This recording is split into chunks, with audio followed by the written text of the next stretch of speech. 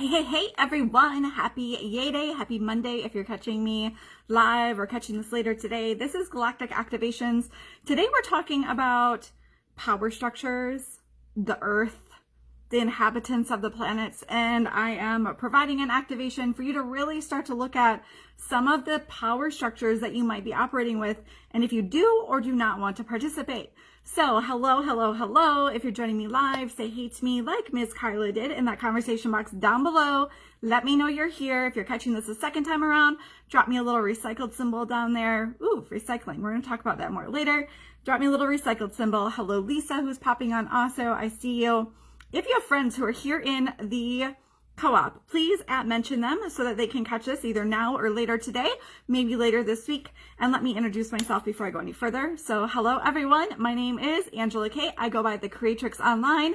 I am a witch, I'm a healer, and I am a metaphysical coach. So with that, let's dive into this. Galactic Activations is a show I do every day. It is channeled information that I have channeled over time, and I'm providing it to you as an opportunity.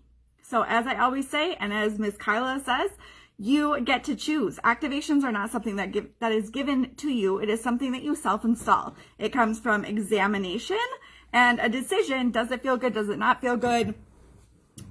What aligns with you? What aligns with where you've been, where you're headed, all of those things. Hello, Miss Tiara. So before we dive in, let's tell our friends that we're having this conversation. So I'm going to do that. I invite you to do the same thing. You can mention them in that conversation box down below and just tell some of them that we're here. Make sure everyone has an opportunity to choose this activation or not. So as I said, today we're talking about the earth, Gaia. We're talking about the inhabitants of the earth. We're talking about humans. We're talking about how they all interact, and we're talking about power structure. So this might be uncomfortable. Most of the time when I give an activation, it can be uncomfortable, and it is meant to be uncomfortable. It's meant to be slightly controversial. It's meant to exist outside of the current frame of reference, frame of thinking, frame of power structure, to give you an opportunity to decide if you want to shift, how much you want to shift, why you want to shift, why you don't want to shift. That is why I'm here, friends. So this month in the co-op, we're talking about the compassionate heart. And I don't know about you, when I think about the compassionate heart, I think about loving other people. I think about, how do I love other people? What does that look like? How can I offer compassion to other people?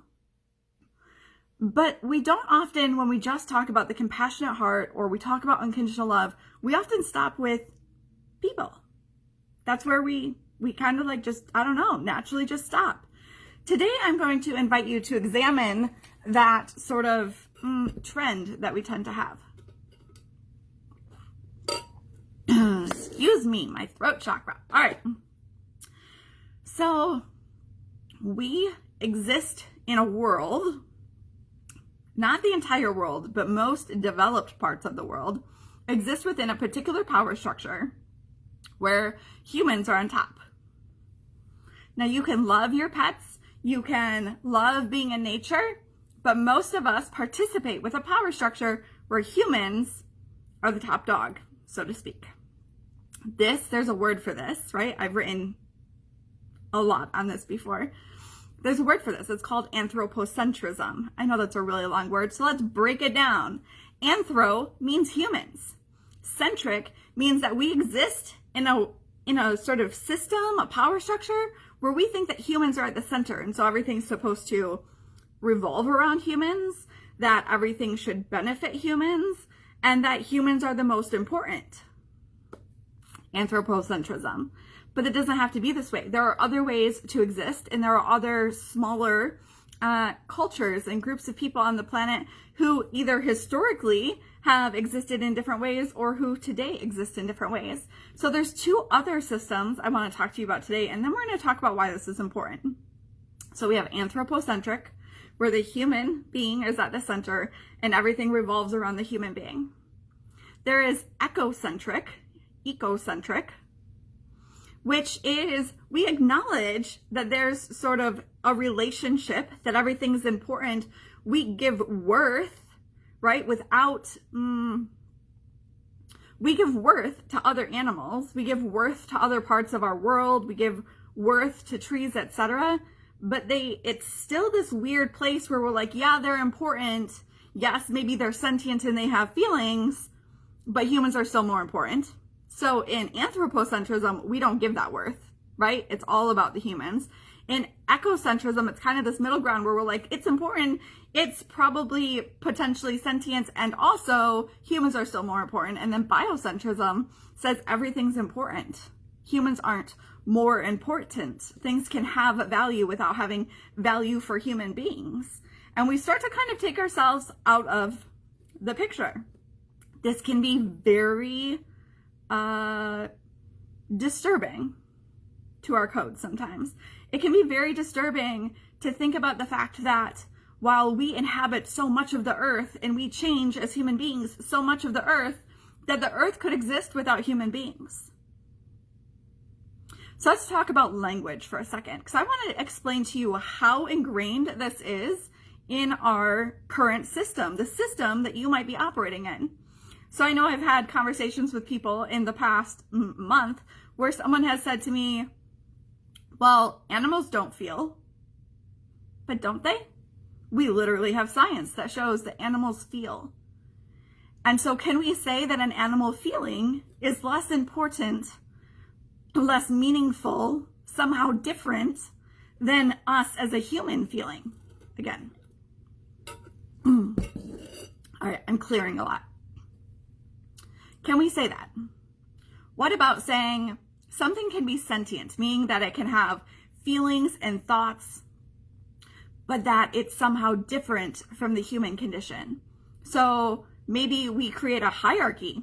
Maybe we create a hierarchy of how much something feels. We do this in our current system in society. Hey, Stephanie, enjoy the littles. We do this. We say some things are more important. So dolphins. We know that dolphins communicate. We know that elephants communicate. And so we're like, well, there's humans, and then there's some species, and then there's other species, and then there's some species that, based on our current power structure, don't matter as much. But when we really start to think about how things interact and what extinction means for our planet, we know that everything does matter. We know that humans aren't actually more important. Humans are one aspect. We know that all the things at the top of a food web are in trouble when things lower in the food web start to have problems. We understand that bees disappearing or certain, small animals disappearing affects the whole thing. It affects all of us, which means that to exist in a system where we think that human beings are like sort of the end all be all most important center of the world is kind of flawed. And yet it's so ingrained in our values that we continue to perpetuate it, and we continue to teach it, and we continue to exist that way. I'm not saying to you that you have to stop eating meat. I'm not saying to you that you have to be vegan or vegetarian or any sort of way. I am inviting you to examine your power structure. I'm inviting you to start to ask yourself, what do you believe? What makes sense to you? I still eat meat, but I choose to eat meat that is more ethically sourced. I choose to eat meat where there's less suffering because I understand. I choose to participate in things like recycling, reusing, reducing. I choose to live a more sustainable life cycle because I understand that I am not the end all and be all of this planet as a human being. I understand that everything is related. I understand that if I dump crap into my water, it's coming back to me and coming back to all of the beings on this planet. So what do you believe? Do you believe that Earth is ours to dominate? Do you believe that man dominates animals? Do you believe that man is more important, like certain scriptures teach? Or do you believe that it's possible that some of that's flawed? Do you believe that it's possible that maybe some of that scripture was written with an intention to support a power structure? It gets deep real fast when we start examining these elements of our power structures. And it is so important.